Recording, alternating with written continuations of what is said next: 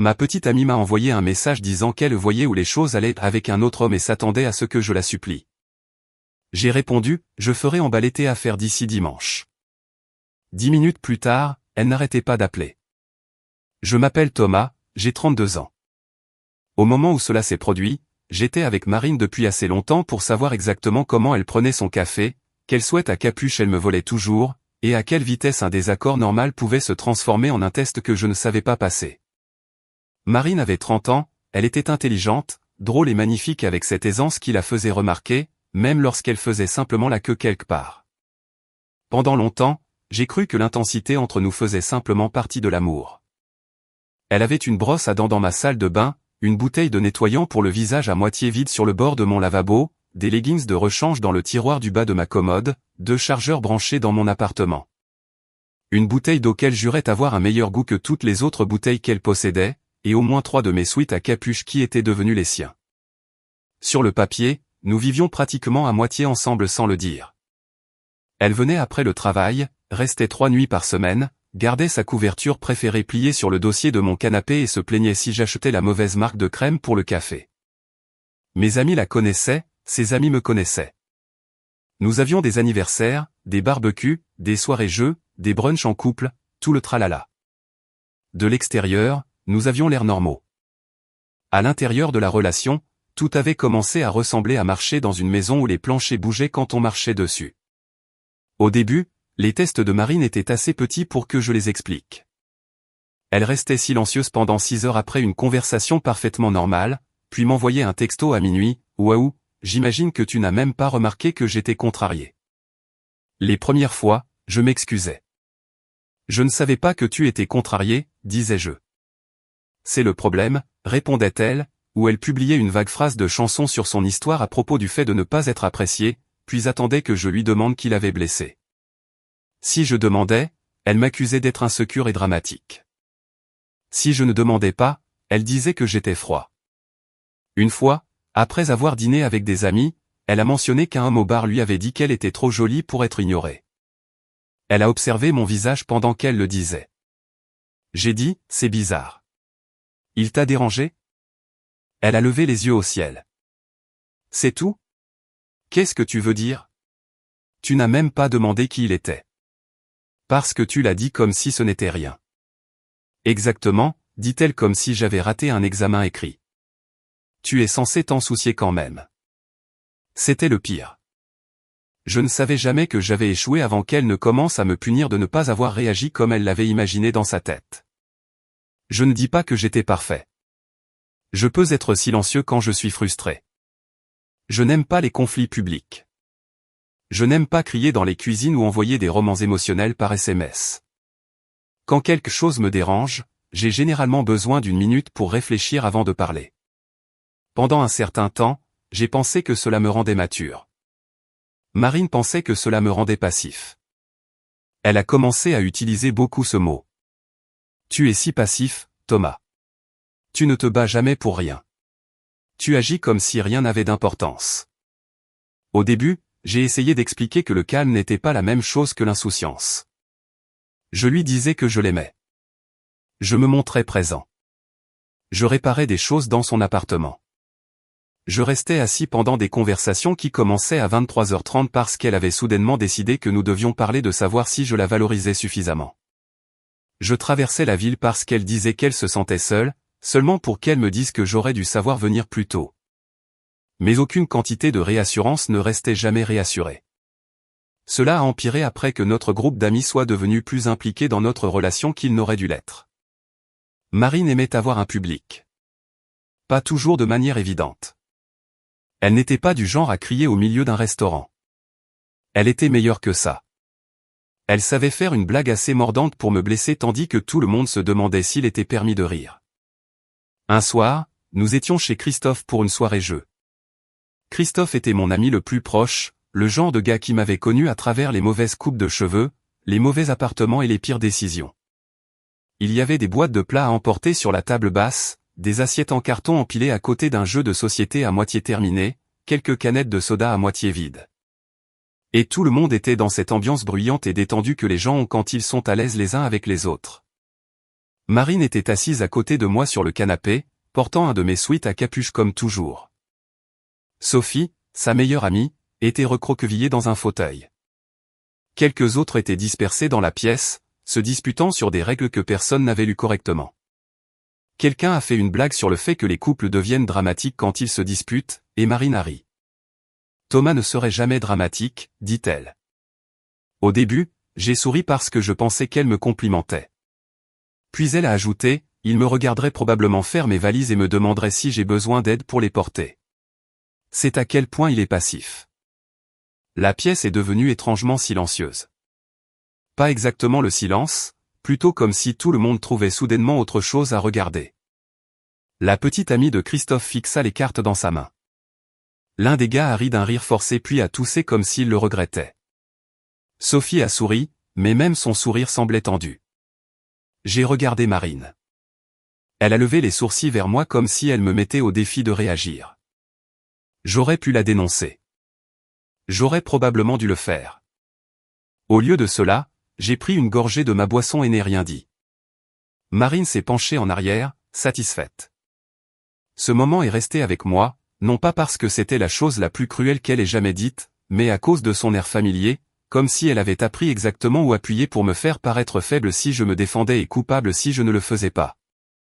Sur le chemin du retour, elle a attendu que nous soyons à 10 minutes de chez moi avant de recommencer. « Tu m'as embarrassé ce soir », dit-elle. J'ai ri une fois, pas parce que c'était drôle, mais parce que j'étais fatigué. « Je t'ai embarrassé ? Tu es resté assis là. Tout le monde a probablement pensé que tu t'en fichais. Tu as fait une blague sur le fait que je t'aide à me quitter. C'était une blague. Ça n'en avait pas l'air. Elle croisa les bras et regarda par la fenêtre. Tu vois, c'est ce que je veux dire. Tu ne te soucies que lorsque ton ego est touché. Je ne répondis pas. Je conduisis simplement. Elle détestait quand je faisais ça. Au moment où nous sommes arrivés à mon appartement, elle était passée de l'agacement à la blessure. Elle est allée dans la salle de bain, a fermé la porte un peu trop fort, puis est ressortie 10 minutes plus tard avec les yeux rouges. J'ai besoin de savoir que tu te battrais pour moi, dit-elle. Je me tenais près du comptoir de la cuisine, tenant toujours mes clés. Je me bats tout le temps pour cette relation, dis-je. Je ne le montre juste pas devant les gens. Elle secoua la tête. C'est une réponse si commode. Cette nuit-là, elle dormit dos à moi. Le matin, elle m'embrassa comme si rien ne s'était passé et me demanda si je pouvais acheter plus de crème pour le café. C'était une autre chose que Marine faisait. Elle pouvait jeter une allumette dans une pièce, me regarder éteindre le feu, puis agir avec confusion que je sente de la fumée le lendemain. Quelques semaines avant le faux texto de rupture, j'ai commencé à sauvegarder des choses. Non pas parce que j'avais un plan de vengeance machiavélique, non pas parce que je voulais la détruire. J'ai commencé à sauvegarder des choses parce que j'avais enfin réalisé à quelle vitesse Marine pouvait réécrire une conversation une fois qu'elle avait un public. Si elle envoyait, peut-être devrions-nous juste rompre puisque tu t'en fiches évidemment, et que je répondais, je m'en soucie, mais je ne vais pas me disputer pendant que tu m'insultes, elle dirait plus tard aux gens que je l'avais menacée de la quitter. Si elle disait, ne m'appelle pas ce soir, et que je respectais cela, elle me dirait le lendemain, tu n'as même pas essayé. Alors, j'ai créé un dossier sur mon téléphone appelé « Conversation Marine ». J'ai enregistré des captures d'écran de menaces de rupture. J'ai enregistré des messages où elle admettait qu'elle voulait que je la poursuive. J'ai enregistré celui où elle écrivait « Parfois, je dis des choses pour voir si tu vas enfin agir comme si tu avais peur de me perdre ». Je détestais ce dossier. Chaque fois que j'y ajoutais quelque chose, j'avais l'impression d'admettre quelque chose que je n'étais pas prêt à dire à voix haute, cette relation ne semblait plus sûre. Le test final a commencé par une histoire. C'était une photo de la main de Marine tenant une boisson à une table de bar sombre. Je n'étais pas là. Ce n'était pas inhabituel. Elle sortait parfois avec des amis. C'est la légende qui m'a serré l'estomac. C'est drôle comme il est facile de se sentir désiré quand quelqu'un essaie réellement. 1 an plus tôt, j'aurais demandé avec qui elle était. 6 mois plus tôt, j'aurais appelé et essayé d'arranger les choses. Cette nuit-là, j'ai regardé le petit cercle disparaître après l'avoir vu, j'ai posé mon téléphone face contre table et je suis retourné faire la vaisselle. 20 minutes plus tard, mon téléphone a vibré. Marine, rien à dire. J'ai séché mes mains et j'ai fixé le message. Moi, à propos de quoi? Marine, laisse tomber. Moi, d'accord. C'était apparemment la mauvaise réponse. Elle n'a pas renvoyé de message avant le lendemain après-midi. Je mangeais un sandwich sur le comptoir de ma cuisine quand son nom est apparu. Marine, je pense que peut-être nous devrions arrêter de prétendre que ça marche. Je l'ai regardé pendant une longue seconde. Mon premier sentiment n'a pas été la panique. C'était l'épuisement. Un autre message est arrivé. Marine, je vois où les choses vont avec quelqu'un qui me fait réellement me sentir désiré. Puis un autre. Marine, peut-être que j'ai besoin de quelqu'un qui se bat réellement pour moi. J'ai posé le sandwich. Il y a une version de moi, pas si loin dans le passé, qui aurait appelé immédiatement. Cette version aurait demandé qui il était, depuis combien de temps ça durait, si elle m'avait trompé, si elle le pensait, si nous pouvions parler. Cette version lui aurait donné la réaction qu'elle m'avait entraîné à donner. Au lieu de cela, je me suis assis à ma petite table de cuisine et j'ai relu les textes. Elle avait dit qu'elle voyait où les choses allaient avec quelqu'un d'autre. Elle avait dit que nous devrions arrêter de faire semblant. Elle avait dit qu'elle avait besoin de quelqu'un de différent, alors je l'ai cru. Moi, d'accord, je ferai emballer tes affaires d'ici dimanche. Viens les chercher avant ça. Pendant environ 3 minutes, rien ne s'est passé. Puis mon téléphone a commencé à sonner. J'ai laissé sonner. Il a sonné encore. Puis encore, puis les messages ont commencé. Marine, c'est tout? Marine, tu ne vas même pas demander qui il est. Marine, waouh, tu prouves littéralement mon point. Marine, tu n'as pas le droit de me jeter comme ça. Je n'ai pas répondu. Un aperçu de message vocal est apparu. Marine, Thomas, décroche. Tu es sérieux? Puis un autre. Marine, tu n'as pas le droit de juste emballer ma vie à cause d'un seul texto. Puis un autre. Marine, j'étais contrarié. Je voulais savoir si tu t'en souciais. Rappelle-moi avant de faire quelque chose que tu ne peux pas défaire. Je suis resté assis là, les mains à plat sur la table, sentant mon cœur battre fort, mais pas par envie de la poursuivre. C'était la sensation que l'on ressent quand on descend enfin d'un manège qui vous a rendu malade et que l'on réalise que le sol était stable tout ce temps. Après le 5e appel manqué, j'ai envoyé un dernier message. Moi, tu as mis fin à la relation et tu as dit que tu voyais quelqu'un d'autre. Je respecte ça. Je t'enverrai un créneau de récupération. Elle a répondu presque instantanément. Marine, non. Tu mets fin au test. J'ai fixé ce message pendant longtemps. Elle ne réalisait probablement même pas ce qu'elle avait admis. Je l'ai capturé. Puis je suis allé à la quincaillerie et j'ai acheté des bacs de rangement en plastique transparent, un rouleau de ruban adhésif, des étiquettes et un paquet de pochettes zippées. Si Marine allait m'accuser de la jeter, elle n'allait pas m'accuser de jeter aussi ses affaires. J'ai commencé par la salle de bain. Sa brosse à dents est allée dans un petit sac en plastique. Le nettoyant pour le visage à moitié utilisé est allé à la verticale dans un bac avec son shampoing, son après-shampoing, sa brosse à cheveux et les petites pinces à cheveux qu'elle laissait partout. J'ai essuyé les bouteilles parce que l'une d'elles avait coulé une fois et qu'elle m'avait blâmé de l'avoir mise à un angle bizarre même si je n'y avais pas touché. Dans ma chambre, j'ai plié ses leggings de rechange, ses t-shirts et le pull noir qu'elle portait quand elle voulait avoir l'air décontractée, mais voulait quand même que je la remarque. J'ai sorti mes sweats à capuche du tiroir où elle les gardait et j'ai marqué une pause avec l'un d'eux dans les mains. Il sentait encore faiblement son parfum. C'était le premier moment qui m'a fait mal. Pas les messages, pas les appels, un sweat à capuche. Je suis resté là quelques secondes à le tenir, me rappelant les nuits où elle s'était endormie sur mon canapé, les pieds sous ma jambe. Le matin où elle avait marmonné sa commande de café sur mon épaule et la façon dont elle pouvait me faire rire si fort que j'oubliais de quoi nous nous disputions. Puis j'ai plié le sweat à capuche et je l'ai mis dans le bac. Manquer quelqu'un n'est pas la même chose que de le laisser continuer à vous faire du mal. Chaque carton a été photographié avant que je ne le scelle. Non pas parce que je voulais être mesquin, mais parce que je savais que Marine pouvait transformer un pull plié en scène de crime si cela servait son histoire. J'ai pris des photos horodatées de la trousse de maquillage enveloppée dans une serviette pour que rien ne se casse. J'ai pris des photos de ses livres empilés, tranches vers le haut. J'ai pris des photos de ses chaussures dans des sacs d'épicerie séparés pour que les semelles ne touchent pas ses vêtements. Ses bijoux, principalement des boucles d'oreilles et un collier que je lui avais acheté pour notre 2e anniversaire, sont allés dans une petite pochette zippée puis dans le haut du bac marqué « Article personnel ». Sa couverture préférée était la dernière. Je l'ai lavée, séchée, pliée et mise dans son propre sac. Je ne sais pas pourquoi j'ai fait ça. Peut-être parce que je voulais me prouver que mettre fin à cela ne m'obligeait pas à devenir cruel. Le samedi matin, il y avait 4 bacs et 2 cartons alignés près de ma porte d'entrée. J'ai envoyé un message à Marine. Moi, tu peux venir chercher tes affaires dimanche entre 14h et 16h. Les cartons seront près de la porte d'entrée.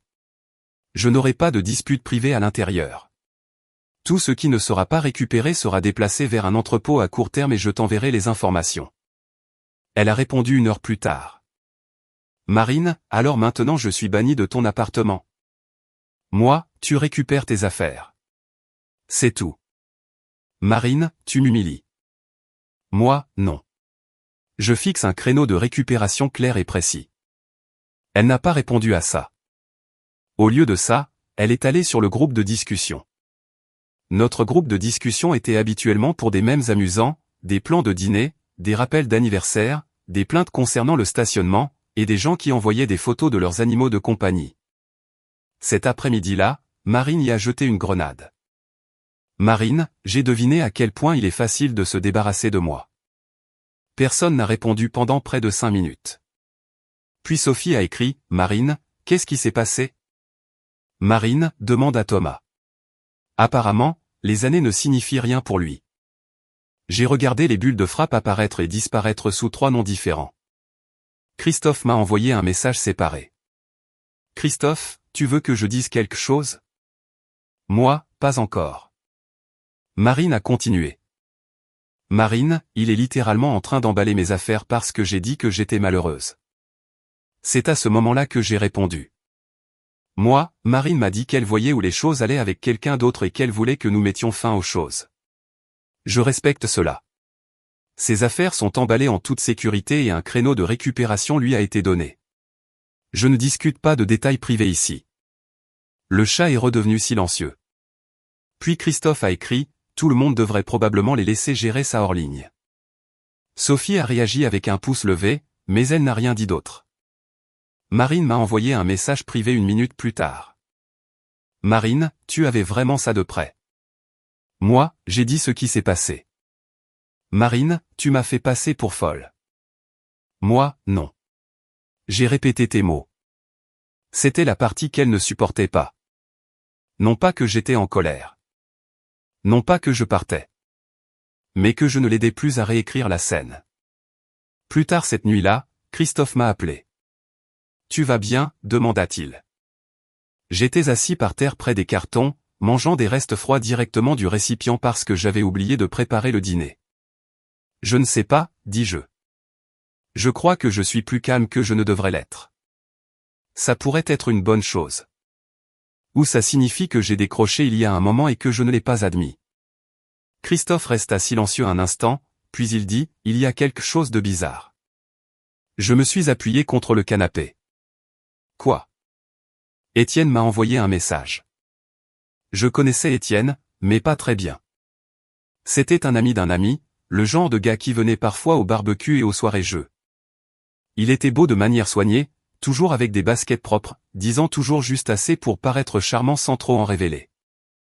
Je n'avais jamais eu de problème avec lui. Pourquoi Étienne t'envoie-t-il des messages, demandai-je. Il a dit, Marine lui envoyait des messages. Il avait l'air mal à l'aise.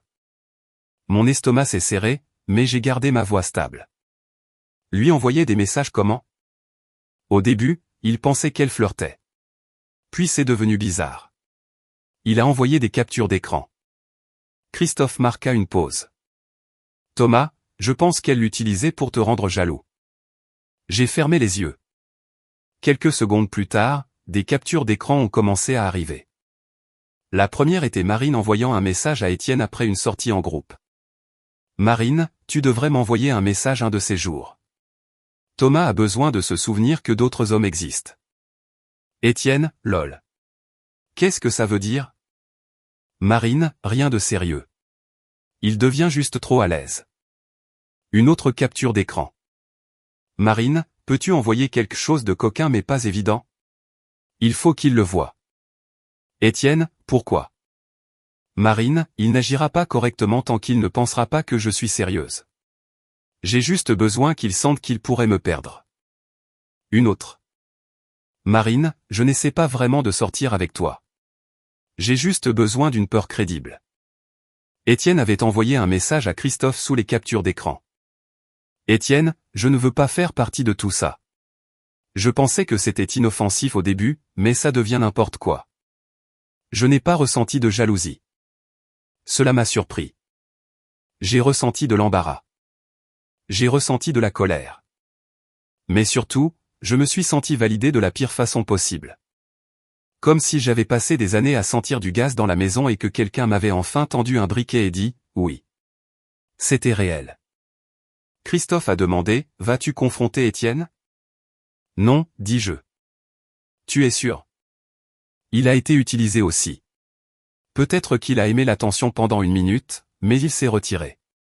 C'est Marine qui en a fait un plan. Christophe laissa échapper un soupir. Je suis désolé, mon ami. Ne le sois pas, dis-je, même si ma gorge était serrée, ça aide. Ça fait toujours chier. Oui, dis-je, ça fait chier. Le lendemain, Sophie m'a appelé. J'ai failli ne pas répondre. Sophie était la meilleure amie de Marine, et j'ai supposé que l'appel serait une leçon enveloppée de préoccupations, mais j'ai décroché parce qu'une partie de moi voulait toujours croire qu'il y avait des adultes dans la pièce. Thomas, dit-elle prudemment. Je n'appelle pas pour t'attaquer. C'est bien. Je pense juste que c'est devenu plus grand que nécessaire. J'ai regardé les cartons près de ma porte. Elle m'a dit qu'elle voyait quelqu'un d'autre. Elle était blessée. Elle a dit à Étienne qu'elle avait besoin de me faire peur. Sophie se tut. J'ai su alors qu'elle savait. Elle te l'a montré, demanda Sophie. Non. Étienne l'a montré à Christophe. Sophie soupira. Écoute. Marine devient dramatique quand elle se sent indésirable.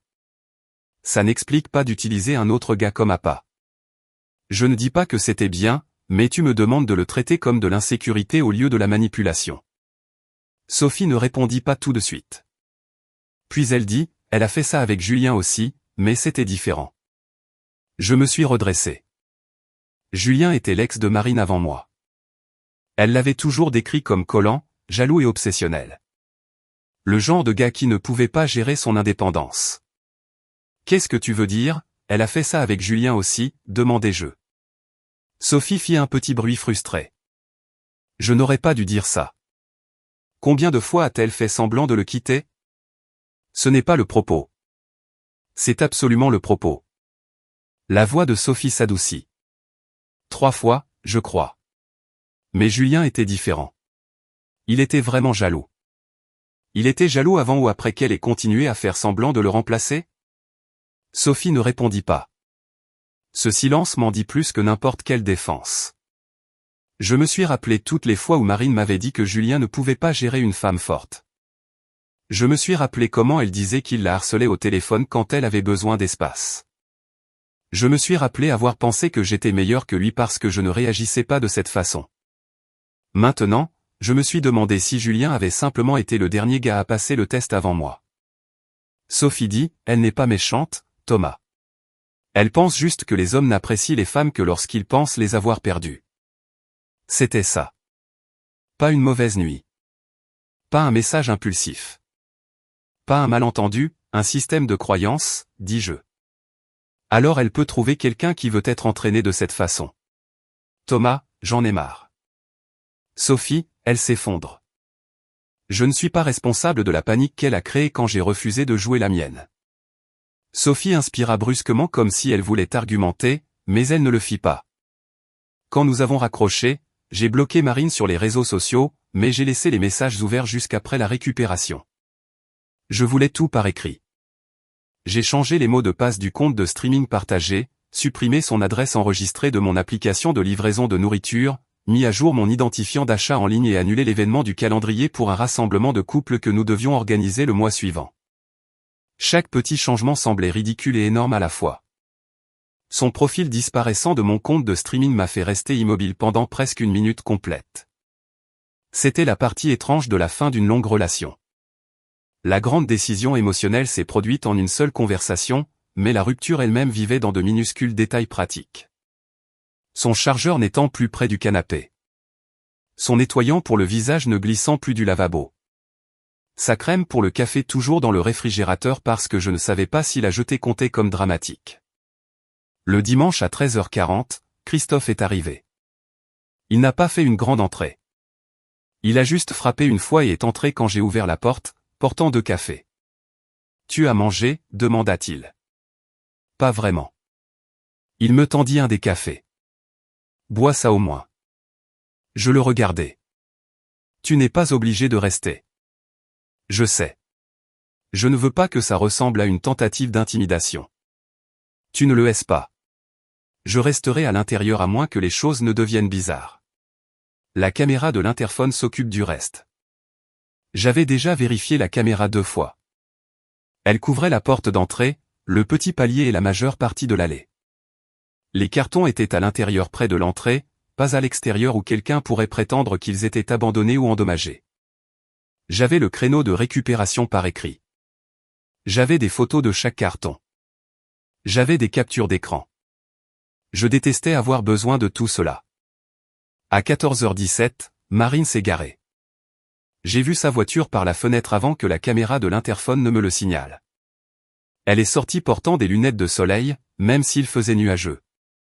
Ses cheveux tirés en un chignon désordonné qui semblait un peu trop soigneusement désordonné. Elle est restée près de la voiture une seconde comme si elle se préparait à une scène. Puis elle s'est approchée et a sonné à la porte. J'ai ouvert la porte mais je suis resté dans l'embrasure. Ses yeux se sont posés sur les cartons. « Alors c'est ça » dit-elle. « Tes affaires sont prêtes. » Elle a eu un petit rire, mais sa voix tremblait. « Tu me jettes juste ? » « Non, je te rends ce qui t'appartient après que tu aies mis fin à la relation. » Sa bouche s'est serrée. J'étais contrarié. « Tu as dit que tu voyais où les choses allaient avec quelqu'un d'autre. » J'ai dit ça parce que tu n'écoutes que si quelque chose est sérieux. Ça avait l'air sérieux. C'était censé avoir l'air sérieux. Je n'ai pas répondu. Cela la rendait plus en colère que si j'avais crié. Elle s'est approchée. « Je peux entrer ? » Non. Ses yeux ont étincelé. « Sérieusement ? Les cartons sont ici. Je les sortirai. Tu me traites comme une étrangère. Tu as mis fin à notre relation par message et tu m'as dit qu'il y avait un autre homme. Je gère ça comme une rupture. » Elle a regardé par-dessus mon épaule et a vu Christophe se tenir près de la cuisine. Pas proche, pas menaçant, juste présent. Son expression a changé immédiatement. « Oh, waouh » dit-elle plus fort. « Tu as apporté du renfort. » Christophe n'a pas bougé.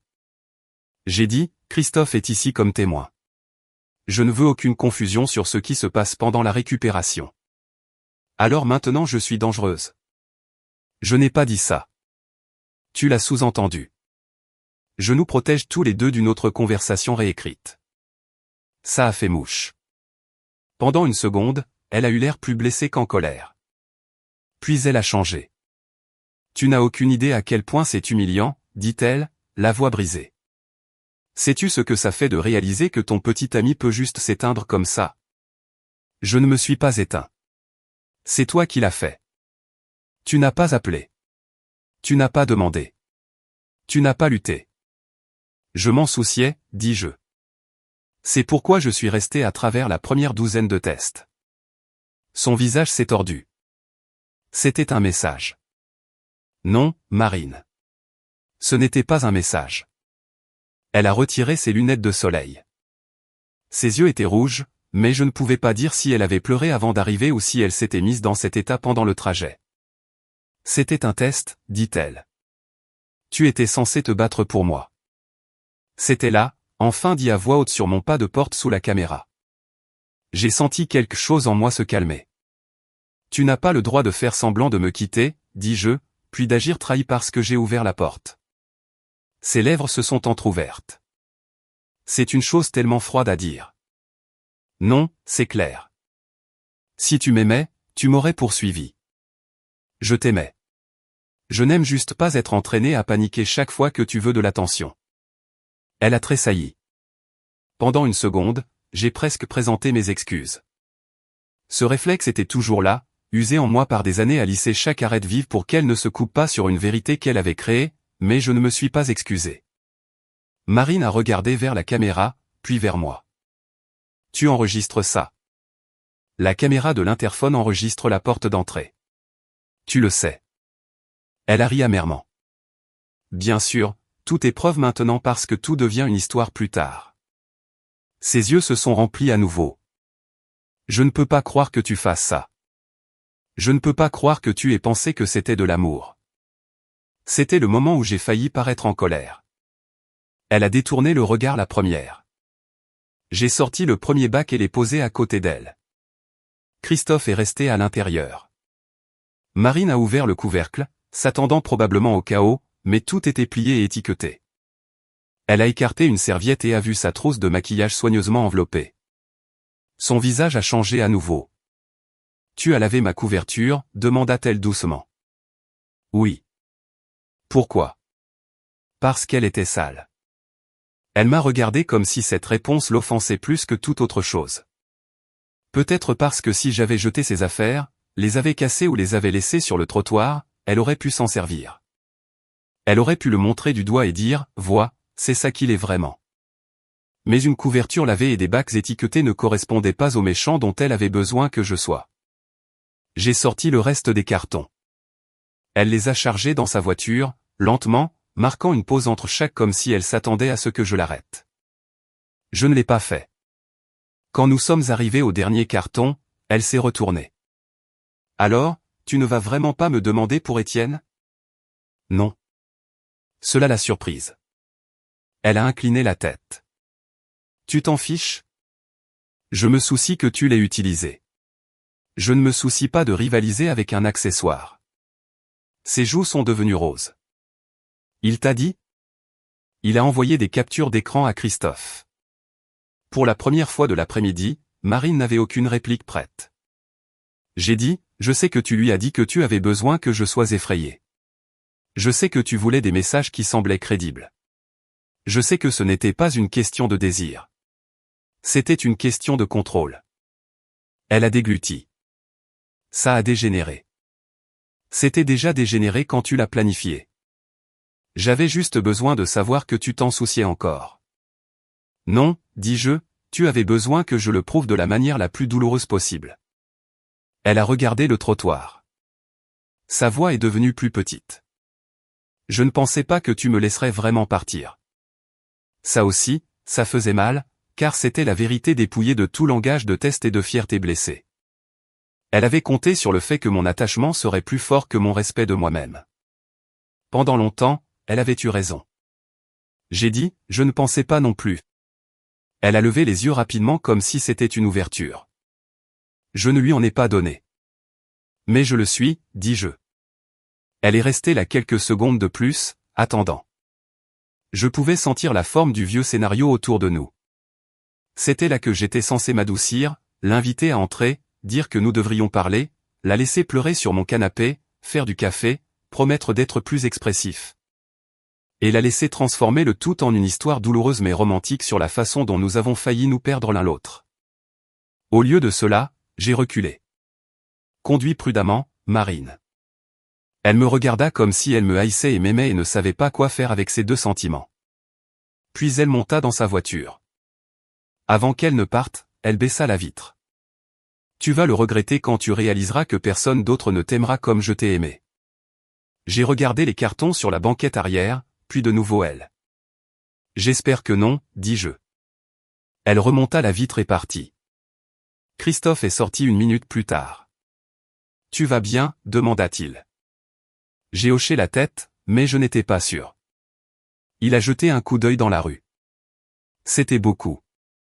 Oui, tu as bien géré. J'ai regardé l'endroit vide près de la porte où ses affaires avaient été. Je ne me sens pas bien. Tu n'as pas besoin de te sentir bien pour que ce soit juste.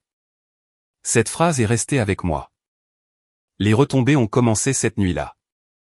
Marine a publié une histoire avec un fond noir et un texte blanc qui disait « Certaines personnes attendent une mauvaise journée pour effacer des années. » 1 heure plus tard, une autre. Être calme en blessant quelqu'un, c'est quand même de la cruauté. Puis une autre. J'espère qu'il aimera prouver qu'il ne s'est jamais soucié. L'ancien Thomas se serait senti mal. L'ancien Thomas lui aurait envoyé un message pour lui demander de les retirer. L'ancien Thomas se serait inquiété que tout le monde pense que j'étais sans cœur. Le nouveau Thomas les a regardés, a pris des captures d'écran et n'a rien fait. Le lendemain matin, j'ai posté une phrase. Quand quelqu'un te dit qu'il en a marre, le croire n'est pas de la cruauté. Pas de nom, pas de capture d'écran, pas de détails, juste ça. Christophe a aimé. Quelques autres aussi. Sophie non. Mais elle a cessé de réagir aux publications de Marine. Étienne a retiré Marine de ses réseaux sociaux. Un ami du groupe m'a envoyé un message, je ne savais pas pour l'autre homme. Désolé, mon ami. Un autre a dit, le commentaire de la soirée jeu a beaucoup plus de sens maintenant. Personne ne m'a fait une parade. Personne n'a fait de Marine une méchante du jour au lendemain. Certaines personnes sont restées silencieuses parce que c'était plus facile. Quelques-uns ont probablement pensé que j'aurais dû en parler, mais l'important était que le brouillard se lève suffisamment pour que les gens cessent de me pousser à retourner dans la relation simplement parce que Marine pleurait plus fort. Quelques jours plus tard, Sophie m'a envoyé un message, « Sophie, je suis désolée. J'aurais dû arrêter de traiter son comportement comme de l'insécurité. » J'ai fixé ce message un moment avant de répondre. Moi, j'espère qu'elle se fera aider, mais je ne reviens pas en arrière. Sophie, je sais. Ce fut la dernière vraie conversation que j'eus avec quelqu'un du côté de Marine. Marine a continué d'essayer pendant un certain temps. Au début, c'était de la colère. Marine, tu as laissé tout le monde penser que j'avais trompé. Moi, j'ai répété ce que tu m'as dit. Je n'ai pas dit que tu avais trompé. Puis de la tristesse. Marine, mon canapé me manque. N'est-ce pas stupide? Je n'ai pas répondu. Puis du blâme. Marine, tu as transformé une erreur en rupture parce que tu attendais une excuse. J'ai répondu à celui-là. Moi, ce n'était pas une erreur. C'était un schéma. Veuillez ne me contacter que pour les dernières questions logistiques. Puis de la nostalgie. Marine, j'ai trouvé la tasse que tu m'as achetée. J'ai pleuré pendant 1 heure. J'ai tapé 3 réponses différentes et je les ai toutes supprimées. Finalement, après qu'elle m'ait appelé 6 fois en une nuit, j'ai envoyé le dernier message. Moi, il n'y a plus de questions logistiques. Je bloque ce numéro maintenant. J'espère que tu prendras soin de toi. Puis je l'ai bloqué. Le silence après cela semblait anormal. Pendant des années, le silence de mon téléphone avait signifié que quelque chose n'allait pas. Cela signifiait que Marine était contrariée ou qu'elle attendait ou qu'elle me testait ou qu'elle rassemblait des munitions de mon manque de réaction. Mon corps avait appris que le silence n'était pas la paix. Le silence était le compte à rebours avant la punition. Cette première nuit après l'avoir bloqué, je me suis assis sur mon canapé avec le dîner devant moi et j'ai continué à regarder mon téléphone même s'il n'y avait rien à voir. Pas d'appel manqué, pas d'histoire vague, pas de « waouh », pas de « laisse tomber », pas de « si tu t'en souciais, tu saurais ». Juste un appartement silencieux, un canapé sans sa couverture et le faible bourdonnement du réfrigérateur dans la cuisine. Pour la première fois depuis des années, mon téléphone était silencieux, et cela ne ressemblait pas à une punition. Cela ressemblait à de l'air. Je ne prétendrai pas que je ne l'ai jamais regretté. Je l'ai regretté. Les bonnes parties me manquaient parce que les bonnes parties étaient réelles aussi. C'est ce qui rend les relations comme celle-là difficiles à quitter. Si Marine avait été cruelle tout le temps, je serais parti beaucoup plus tôt. Mais elle pouvait être chaleureuse, drôle, attentionnée et douce. Elle savait comment faire d'un mardi ennuyeux une fête. Elle se souvenait des moindres détails. Elle pouvait entrer dans mon appartement avec des plats à emporter et une histoire ridicule et rendre toute la journée meilleure. Mais les bonnes parties avaient commencé à venir avec des conditions que je ne pouvais plus me permettre. Je devais être jaloux mais pas contrôlant. Préoccupé mais pas insécure. Disponible mais pas étouffant. Calme mais pas passif. Émotif mais seulement de la manière exacte qu'elle voulait au moment exact qu'elle voulait. Et si je me trompais dans l'équilibre, elle me punissait jusqu'à ce que je m'excuse de ne pas avoir lu le scénario. J'avais l'habitude de penser que rester calme signifiait que je ne me battais pas pour la relation. Maintenant, je pense que cela signifie que j'ai enfin cessé de confondre la panique avec l'amour. Je n'ai pas jeté les affaires de Marine. Je ne lui ai pas crié dessus. Je n'ai pas exposé de détails privés en ligne. Je n'ai pas confronté Étienne ni transformé le groupe d'amis en tribunal. J'ai soigneusement emballé ses affaires, lui ai donné un créneau de récupération, me suis protégé avec des documents et j'ai accepté la rupture qu'elle disait vouloir. Peut-être que certaines personnes pensent que j'aurais dû savoir qu'elle ne le pensait pas. Mais c'était le problème. J'avais passé des années à devoir savoir quand ses paroles étaient réelles et quand elles étaient fausses. J'avais passé des années à être puni pour l'avoir cru et puni pour ne pas l'avoir cru. Alors, quand elle m'a finalement dit qu'elle en avait marre et que quelqu'un d'autre la faisait se sentir choisie, j'ai choisi de la prendre au sérieux. Ce choix a mis fin à la relation. Il a également mis fin au test.